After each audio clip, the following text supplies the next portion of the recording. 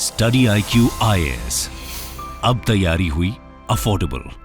नमस्कार दोस्तों जैसा कि आप सब जानते हैं, रिसेंटली कर्नाटका से एक दिल दहला देने वाली घटना सामने आई थी, जिसमें आरोप लगाया गया कर्नाटका का एक लीडर है जेडीएस, आपको पता होगा जनता दल सेकुलर का एक लीडर है प्रज्वल रेवन्ना।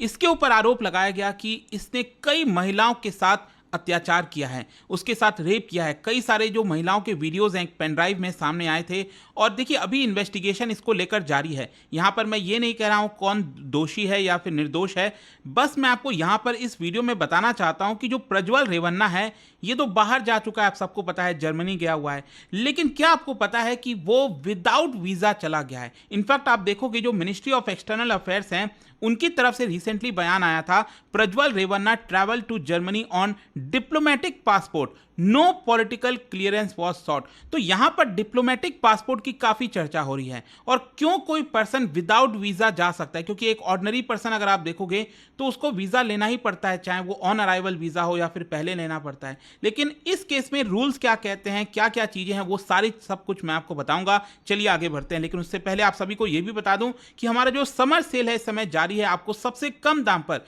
कोई भी बैच अगर आप लेते हो तो आपको मिल जाएगा। जैसे हमारा जीएस फाउंडेशन का ऑनलाइन बैच है जिसमें आपको पूरी तैयारी कराई जाती है, प्रीलिम्स मेंस इंटरव्यू सब कुछ मिलता है। इसमें आपको पर्सनल मेंटर भी मिलते हैं और इसको आपको लेना है तो हमारे वेबसाइट ऐप पर जाइए या फिर कमेंट सेक्शन में लिंक है और यूज करिएगा कोड अंकित लाइव। ये कोड इस्तेमाल करके आप मैक्सिमम जो डिस्काउंट है वो ले पाएंगे। और इसके अलावा अगर आप एमसीक्यूज अटेम्प्ट करना चाहते हैं तो मेरे इंस्टा पेज पर जाइए, वहां पर स्टोरीज में जितने भी एमसीक्यूज हैं उसको भी आप अटेम्प्ट कर पाएंगे।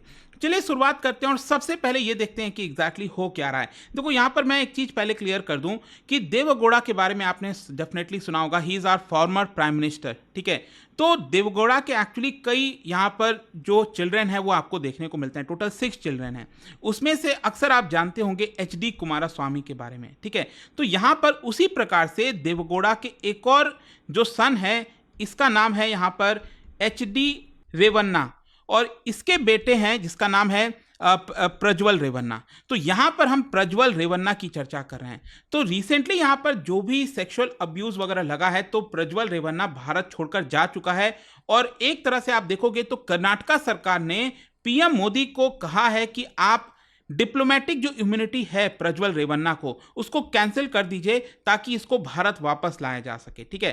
तो अब क्वेश्चन यहां पर यह है कि आखिरकार ये डिप्लोमेटिक पासपोर्ट क्या है जो प्रज्वल रेवन्ना के पास है। तो अक्सर आपने देखा होगा कि जो पासपोर्ट होता है, जैसे आम नागरिक के पासपोर्ट जो अगर आप देखोगे भारत का, तो उसके पास नेवी ब्लू का कलर होता है वो पासपोर्ट का। और यहां पर आपने अगर सफेद रंग का भी देखा हो, सफेद बहुत लिमिटेड समय के लिए कोई ऑफिशियल जा रहा होता है उसको दिया जाता है। लेकिन ये मरून कलर का आप देख रहे हो ना यहां पर, इसको कहते हैं डिप्लोमेटिक पासपोर्ट।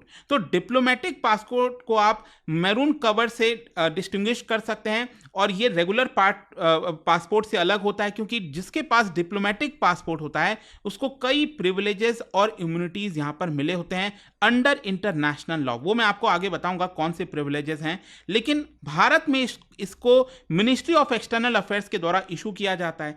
और डिप्लोमेटिक पासपोर्ट जो है वो किसको दिया जाएगा मैं आपको बताता हूं। यहां पर किन किन लोगों को मिलता है डिप्लोमेटिक पासपोर्ट। एक तो देखिए वो इंडिविजुअल्स जिनको डिप्लोमेटिक स्टेटस दिया हुआ है, बेसिकली कोई भी अगर सरकारी काम से जाता है बाहर, जो ऑफिशियल कैपेसिटीज में जाता है, सरकार ने उसको नियुक्त कर रखा है तो सरकार उसको डिप्लोमेटिक स्टेटस देती है, ठीक है। तो उसको मिल जाता है ये डिप्लोमेटिक पासपोर्ट। फिर दूसरा है गवर्नमेंट अपॉइंटीज, मतलब कि सरकार जो है उन गवर्नमेंट ऑफिशियल्स को अब्रॉड जाने के लिए अपॉइंट करती है, उनको भी ये मिलता है। फिर इसके साथ साथ जो IFS के अंदर, इंडियन फॉरेन सर्विस के अंदर जो ऑफिसर्स होते हैं उनको दिया जाता है। फिर उनके अंडर में जैसे कि मान लीजिए अगर आप UPSC का एग्जाम देते हैं तो उसमें इंडियन फॉरेन सर्विस अगर आपको मिलता है तो आप देश के बाहर जाते हो, एज एम्बेसडर जाते हैं तो आपको ये मिलेगा। और आपके फैमिली मेंबर्स को भी यहाँ पर मिलता है, ठीक है। ये ध्यान रखिएगा, आपके जो इमीडिएट फैमिली मेंबर्स हैं उनको भी ये मिलता है।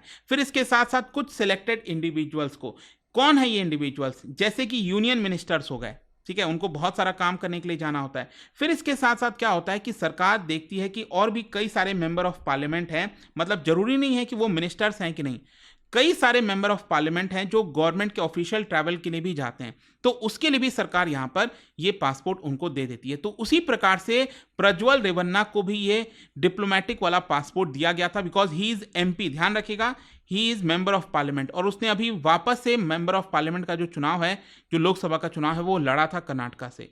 तो यहां पर एक और चीज मैं आपको बता दूं, ये जो डिप्लोमेटिक पासपोर्ट है ये 5 साल के लिए दिया जाता है, मैक्सिमम 5 साल या उससे कम के लिए। बेसिकली इसकी वैलिडिटी तभी तक रहती है, जैसे मान लो अगर ये एमपी के पद से हट जाता है, अगर चुनाव हार गया और एमपी का पद नहीं मिला, तो उस केस में उसका डिप्लोमेटिक पासपोर्ट रद्द कर दिया जाएगा। अब क्वेश्चन ये है कि आखिरकार अगर किसी के पास ये डिप्लोमेटिक पासपोर्ट है तो क्या वो पूरे दुनिया में बिना वीजा के जा सकता है? देखो ऐसे नहीं है, मैं आपको बताता हूं कुछ नियम है। जैसा कि आप सबको पता होगा, अगर आप एक आम नागरिक हो और आपके पास वो नेवी ब्लू कलर का पासपोर्ट है, तब तो आपको यहां पर वीजा लेना ही होगा, there is no doubt about it. कुछ देशों के लिए क्या होता है, वीजा काफी स्ट्रिक्ट होता है। जैसे अमेरिका के लिए अगर आपको वीजा लेना है तो आपको पहले अप्लाई करना पड़ेगा, वीजा मिला तो ठीक है, नहीं मिला तो नहीं जा पाओगे।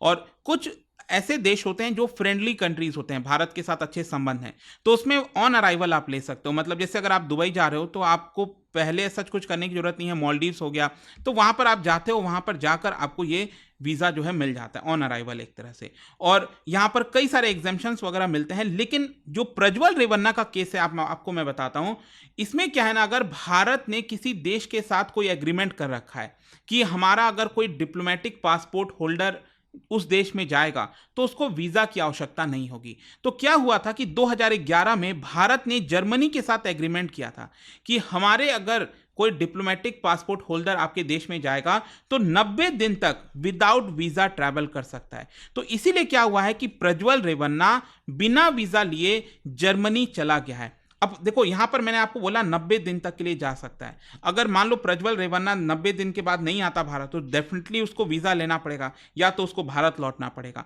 नियम तो यही कहता है, अब बाकी आगे क्या हो मुझे नहीं पता।